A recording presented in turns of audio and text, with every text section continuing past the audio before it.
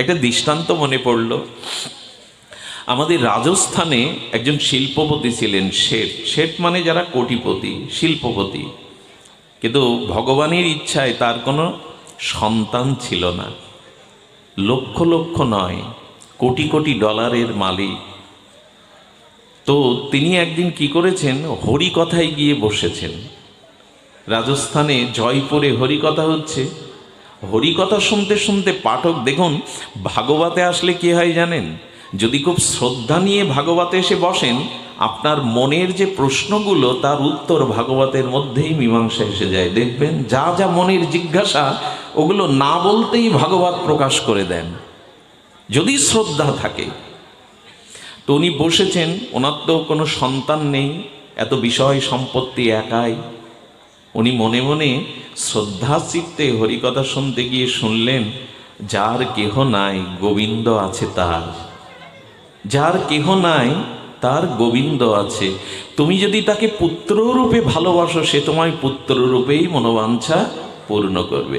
এই কথা শুনলেন, শুনে বললেন, তাই তো, এতদিন তো এ কথা স্মরণে আসেনি।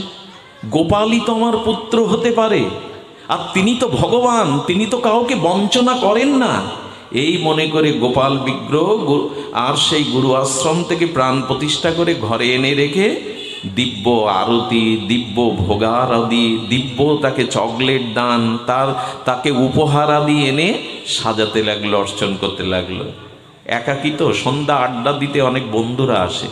বন্ধুরা বলছে, কি গো, এত সহায় সম্পত্তি তোমার ওয়ারেস কই, কাকে দিয়ে যাবে? ঠাকুর ঘরে দেখিয়ে বলছেন, গোপালই আমার ওয়ারেস, আমার সহায় সম্পত্তির মালিকও।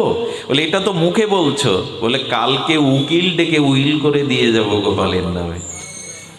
উইলও করলেন, সব মনে মনে শিল্পপতিরা হাসবে। উইল তো করলে গোপালের নামে সম্পত্তি থাকবে, কিন্তু মারা গেলে স্যাঁত দড়ি নেবে, মারা গেলে তোমার মুখে আগ্নি করবে। তো এ কথার মুখে ওরা ফুটে বলতে পারছে না। বলছে, সম্পত্তি থাকলো, গোপালের নামে থাকলো, কিন্তু অন্ত্যেষ্টিক্রিয়া করবে তো, শেষ যাত্রায় মুখাগ্নি করবে তো। দেখুন, একটা কথা বলি, ভগবান যদি কারো দায়িত্ব নেয়, সে দায়িত্ব 16 আনায় পূর্ণ করেন উনি। অনেক সন্তান তো পিতামাতা কেউ দেখে না, কিন্তু কেউ যদি শূন্য স্থানে, আমার সন্তান নেই, আমার পুত্র কন্যা নেই, ওখানে গোপালকে একবার বসাতে পারেন, উনি 16 আনায় দায়িত্ব পালন করেন। সেটের আয়ু ফুরিয়ে গেল, সেট কিছুদিনের মধ্যে মারাও গেল। যখন মারা গেছে, তখন বন্ধু বান্ধব সহপাঠী ব্যবসায়ীরা এসে বলছেন, দুর্ভাগ্য, এত কিছু, কিন্তু চোখের জল ফেলবার মতো কোনো আপনজন তার সংসার। কি বলবো আপনাদের, 5-7টা বালক এসে চারিপাশে ঘুরে রোদন করছে, কাঁদছে। তার বন্ধু সেটেরা মনে করলো, ওনার তো কোনো সন্তান ছিল না, এইসব বাচ্চাদের উনি ভালোবাসতেন, চকলেট উপহার দিতেন, তাই ওরা আর তো চকলেট পাবে না, আদর জন্য পাবে না, তাই ওরা কাঁদছে। কিন্তু কাঁদতে কাঁদতে লক্ষ্য করছে, ওর মধ্যে একটা ছেলে আষাঢ় খেয়ে খেয়ে পড়ে কাঁদছে। তাকে কেউ কান্না থামাতেও পারছে না। তাকে যখন তুলে চিতায় নিয়ে যাবে, অন্ত্যেষ্টিক্রিয়ায় নিয়ে যাবে, তখন ওই দেহ দুটিয়ে ধরে বারবার কাঁদছে, ছাড়ছে না, কেউ ছাড়িয়ে নিতে পারছে না। সবাই সিদ্ধান্ত নিল, এর যখন এর প্রতি এতটা মমতা, তখন ওর দ্বারাই অন্ত্যেষ্টিক্রিয়াটা করা হোক। কে এসেছে বুঝতে পেরেছেন? ভগবান ওই শিশু রূপ ধরে মুখাগ্নি করল। যখন সবাই দাহক্রিয়া সম্পন্ন করার পরে যখন স্নান করছে সরোবরে, তখন ওই ছেলেটাকে হাতে ধরে সবাই এনেছে, স্নান করিয়ে স্যাঁত দড়ি পরাবে। কিন্তু সেই যে ডুব দিল, আর সে ছেলে ওঠে না। সবাই বিস্ময় প্রকাশ করে তখন বলছেন, তবে কি গোপাল এলো, এই রূপ ধরে অন্ত্যেষ্টিক্রিয়া করে গেল? সবাই তখন প্রমাণ খুঁজবার জন্য ওনার গোপাল বিগ্রহের কাছে চলে এসেছে দৌড়ে বাড়ি। এসে কি দেখলো জানেন? গোপালের সমস্ত অঙ্গটা জলে ভেজা, কেন ডুব দিয়ে উঠেছে কেবল। এই হলো ভগবান। যার যেখানে শূন্য স্থান সেখানে ভগবানকে বসান। আর কেউ ব্যথা নিতে পারে না, আর কেউ ব্যথা বোঝেও না। এ সংসারে কেউ ব্যথা বোঝে না, নিতেও পারে না। এই জন্য হরিদাস ঠাকুর একটা কথা খুব বলতেন, ওনার তো পিতামাতা কেউ নাই, উনি বলতেন যার কেহ নাই তুমি আছো তার। যার যেখানে শূন্য ব্যথা ওখানে ভগবানকে বসিয়ে দিন, দেখবেন তিনিই পূর্ণ করবেন। গোবিন্দ ঘোষের করেনি? অগ্রদ্বীপে গোবিন্দ ঘোষের জন্য শ্যামদ্দড়িও নিলেন।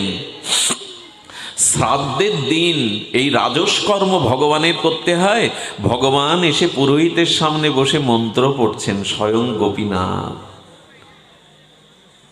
কি বলে, পূর্ণ করে না আশা। আর রাধারানীর করুণা তো আরো বেশি। রাধারানীর করুণা দেখুন, বর্ষনাতে ওরকম একজন ধনী ব্যক্তি, আমি বেশি দিন আগের কথা না, শুনলে শিহরিত হয় লোমকূপ। আমি শোনার পরে আধা ঘন্টা আমার মাথা স্থবির হয়েছিল। এত করুণা, এত কৃপা বর্ষনা আলীর, রাধারানীর। করুণাময়ী প্রেমময়ী রাধারানীর কি করুণা শুনুন। সেই শিল্পপতি ভদ্রলোকের তিনটে পুত্র সন্তান, কিন্তু কন্যা নেই। আপনাদের একটা কথা হাত জোর করে বলি, যার ঘরে মেয়ে সন্তান আছে অবজ্ঞা করবেন না। যদিও পুরুষ শাসিত সমাজ, এখানে মেয়েদের অধিকার চিরদিনই বঞ্চিত। যে যতই বলুক, যতই আন্দোলন হোক, মায়েদের মেয়েদের স্বাধীনতা আমরা এখনো দেইনি।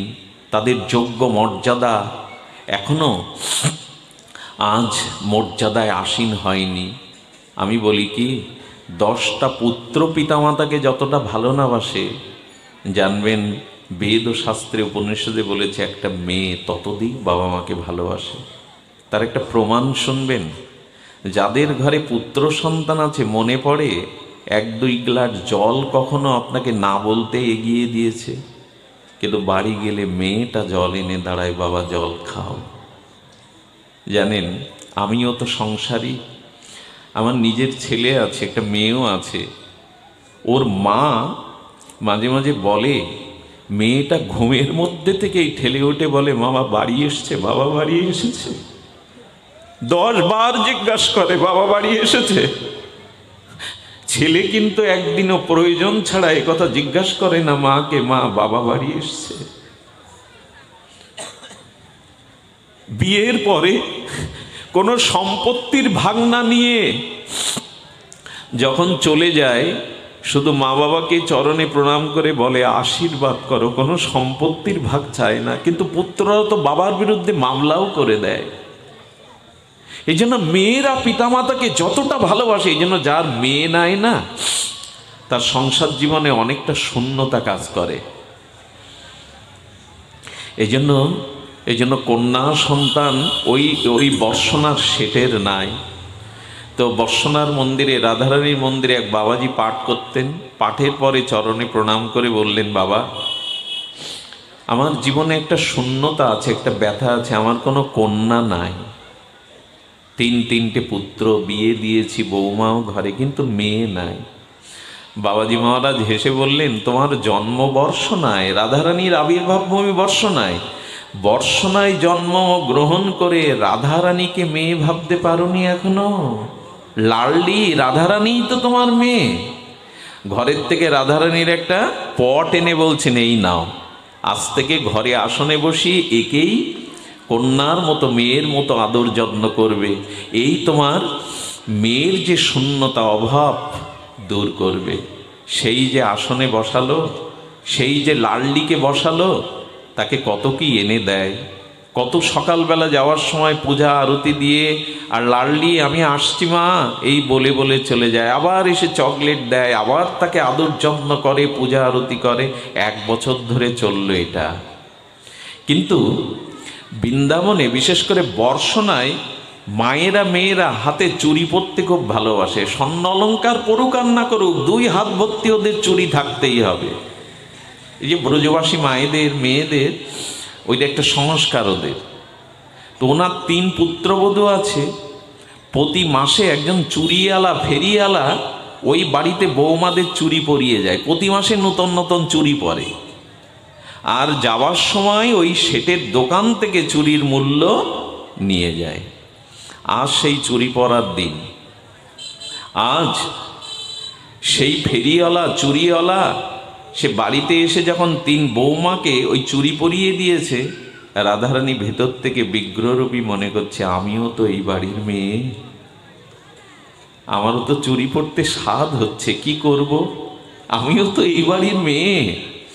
হ্যাঁ, রাধারানী এটা মনে করে প্রকট হলেন। বড় ঘুমটা দিয়ে, ব্রজবাসীরা তো ঘুমটা দেয়, মুখ দেখা যায় না, বড় ঘুমটা দিয়ে সে হাত বাড়িয়ে দিয়েছে, আমাকে চুরি পরাও। সেই হাতের উজ্জ্বল শোভায় পুরো ঘরটা আলোকিত হয়ে গেছে। সমস্ত ঘরে একটা সুগন্ধ বাতাবরণ বইছে, সেই হাতের উজ্জ্বলকৃত দীপ্ত আলোয়, অনির্বচনীয় আলোয় ঘরটা ভরে গেছে। হাত দেখে কাঁপছে চুরিওয়ালা ফেরিওয়ালার হাত। কে গো তুমি? কে তুমি? তুমি আসার সাথে সাথে ঘরটা এত আলো হয়ে গেল, সমস্ত ঘরে একটা সুগন্ধ, চিন্ময় দিব্য অপ্রাকৃত গন্ধ। মৃদুমন্দ বলছেন, আমি এই বাড়িরই মেয়ে গো, আপনি আমাকে চেনেন না, আমি এই বাড়িরই মেয়ে। বলে, তা তো কখনো শুনিনি। বলে, আপনি চুরি পরান। 2 হাত ভর্তি ঠাকুরানী চুরি পরেছে। বললেন, যাওয়ার সময় বাবার কাছ থেকে মূল্যটা নিয়ে যাবেন। ওর আর চুরি বেচা তেমন হয়নি সারাদিন। ওই যে হাতের জ্যোতি আটকে গেছে না। দেখুন, যারা মনে মনে রাধারানীকে স্মরণ করেন, নাম জপের সাথে, অনেক ভক্ত নিত্য লীলা স্মরণে রাধারানীকে সকালে স্বর্ণবেদীর ওপরে বসিয়ে পদ্মের উপরে চরণ দোকানে রেখে অগরু চন্দন সুগন্ধি দিয়ে গোলাপ জল দিয়ে রাধারানীকে স্নান করান মনে মনে। ওই স্নান করতে করতে কারো যদি রাধারানীর কখনো চরণের জ্যোতি মনে আটকে যায়, জানবেন তার জীবন ধন্য হলো। কোনো একটা জ্যোতি যদি সে মনে মনে উপলব্ধি করে, রাধারানীকে সাজা, এটা যারা স্মরণ লীলা করে, স্মরণাঙ্গ সাধন করে, সেই অষ্টকালীন লীলা স্মরণ করে, এটা তারা করে। তো ওই শেঠের ওখানে গিয়ে, দোকানে গিয়ে বলছেন, আচ্ছা আগে বলুন তো, আপনার এমন একটা সুন্দর কন্যা আছে, আপনি আগে কেন বলেননি? আরে এ তো দিব্য অপ্রাকৃত তার জ্যোতি। আমি মুখটা দেখতে সাহস পাইনি, ঘোমটা দেওয়া ছিল।